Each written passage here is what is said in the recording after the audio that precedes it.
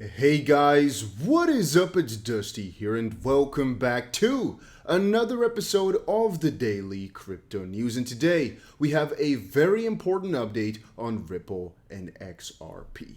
Having said that, let's not waste any more time and let's get right into it. I've also tried to go for some key binds, as you guys were saying, so let's get this rolling. Many people are forgetting the SEC pressure onto exchanges to delist any crypto like XRP that they allege could be doing something wrong in their own eyes. Now, it's kind of funny that the court actually ruled in Ripple's favor about this. XRP is no more a security after the SEC's allegations than before. If the SEC gave permission or didn't stop exchanges from initially listing XRP, I find it very odd that they now pressured every US exchange to take it off based on a presumption, on an allegation, before the case is settled. I believe that if the exchanges like Uphold is doing really wanted to keep XRP on and battle the SEC, they have a very good chance to actually win in court for right now, as officially XRP is not yet a security. Then again, and so they officially are not making money on these illegal securities until it's decided by the court that that's the case. This is again what they could do. They, however, are just too afraid to fight the SEC because of the potential investigations and negative sides. Look back at Coinbase's USDC earn plans when they got subpoenaed rather instantly. The thing is, guys, could these exchanges keep XRP on there if they wanted to? Yes. Do they want to?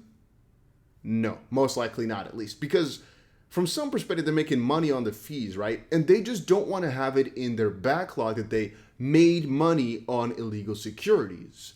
But as we've seen in the Tetragon case, when that participant of Ripple, investor, sued them, the judge did decide that as of this point, XRP is no security following the rules, in the sense that it's no more security now than before. And so if it was allowed to be on the exchange in the same sense that Tetragon was not entitled to get their money back at a point or another, they're not all of a sudden more entitled to their money, in the sense that exchanges are not all of a sudden more necessary to take it off, right? They're only supposed to take it off once it's officially ruled, because as of this point, I don't think anybody can actually confirm XRP as a security. It's just an allegation by one party, and now a judge has to decide it. If it were the case that XRP were a security up to the point in which it was decided, then Ripple could not be selling the tokens right now. But Ripple is, Jim McCaleb is, and all these guys are.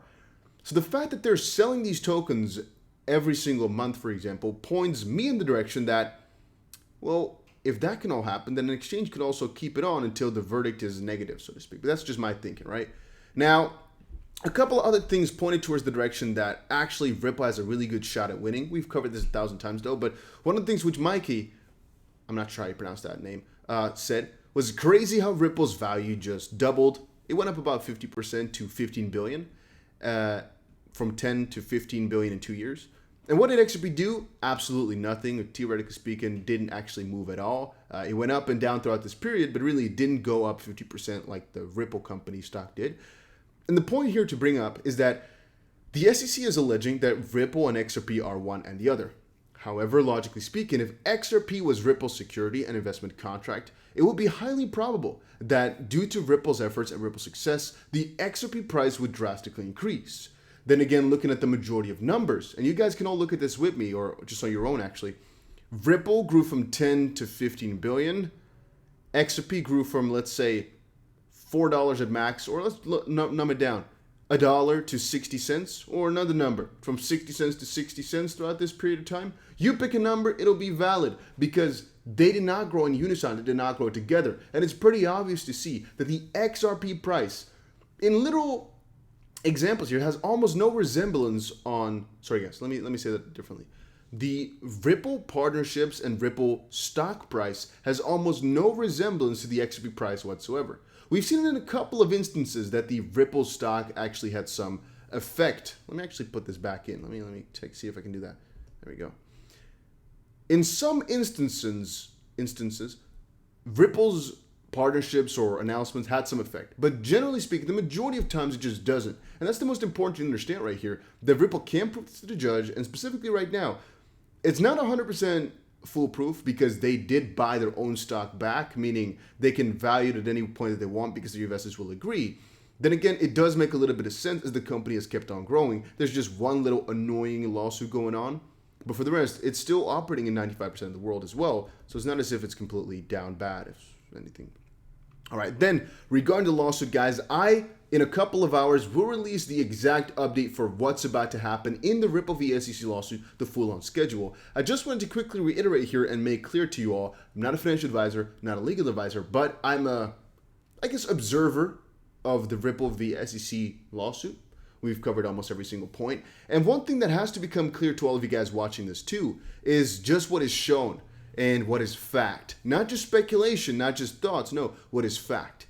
I've looked back at this 1,001 times. 1,001 times. And every single time I look at it, there's another thing which I pick up like, hey, actually, if you connect those two things together, it doesn't make sense even more so. And what it kind of comes down to is just the preferential treatment for ETH, but most importantly, the fact that really Ripple could not have seen this coming from the perspective of there was a speech, which was not regulation, it was just an opinion. Yet they deem it as sort of you should see this as advice, but you kind of shouldn't because you can't rely on it.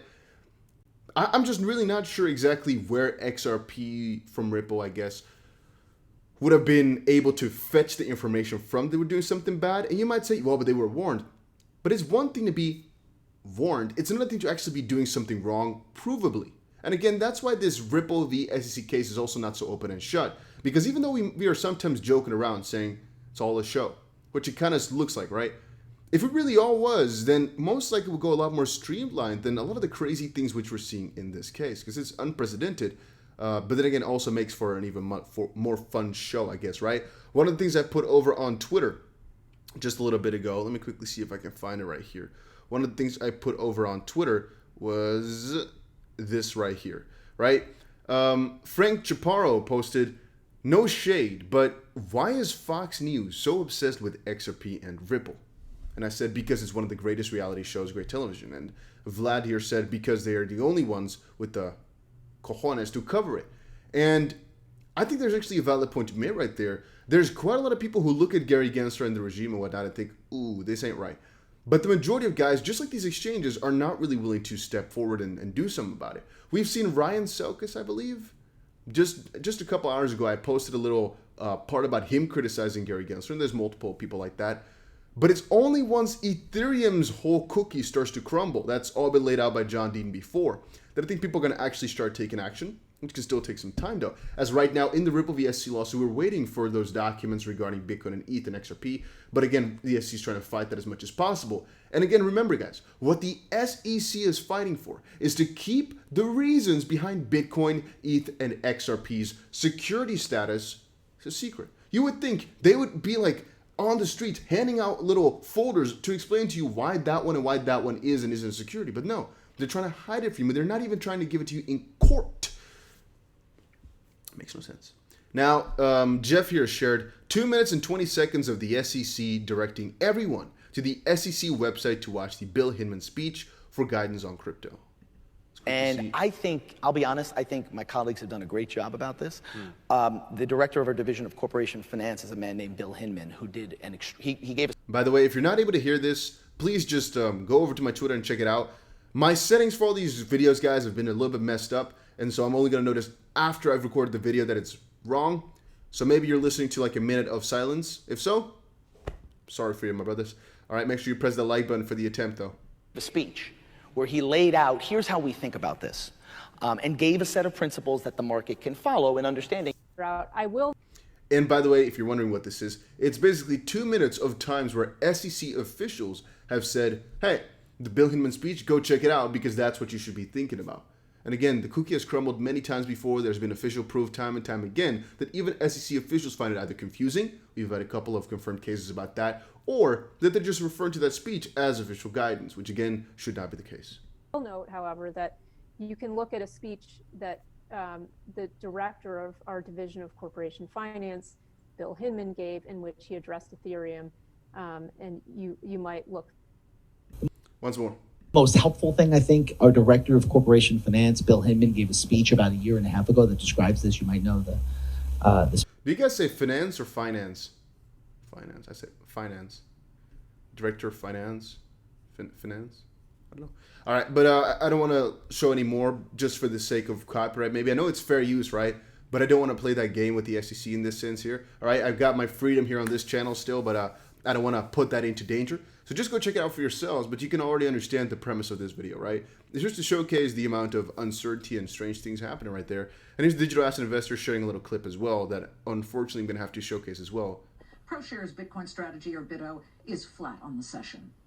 And the price of XRP, right now, relatively unchanged at around 62 cents. But the value of Ripple nearly doubling in the last 24 hours after the company announced a Series C buyback from shareholders.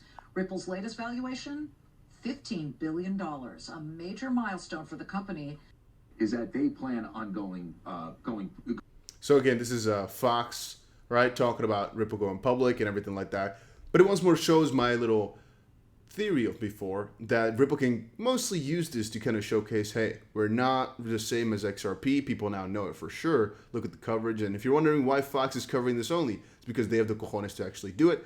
The majority of other, I don't want to, I guess, news reporting guys just don't care, don't want to cover it or anything like that. Or, as most people that confuse XRP with either Ripple or by being a security or things like that, they're just misinformed, or neither misinformed nor properly informed, right? In the middle of just not knowing enough about it. Not necessarily being misinformed, but just not knowing. Ignorant, maybe. And Anders here said, why are you saying Ripple is selling XRP to pay their legal bills? Charles Gasparino, do you have any sources of that? So yes, but no. If you're wondering about this, by the way, there's one little caveat with having faith in Ripple from some perspective, partially because you might say, well, they have a ton of XRP, and theoretically speaking, like John Dean told us, because I read so many tweets, guys, I'm a freaking encyclopedia for this type of stuff.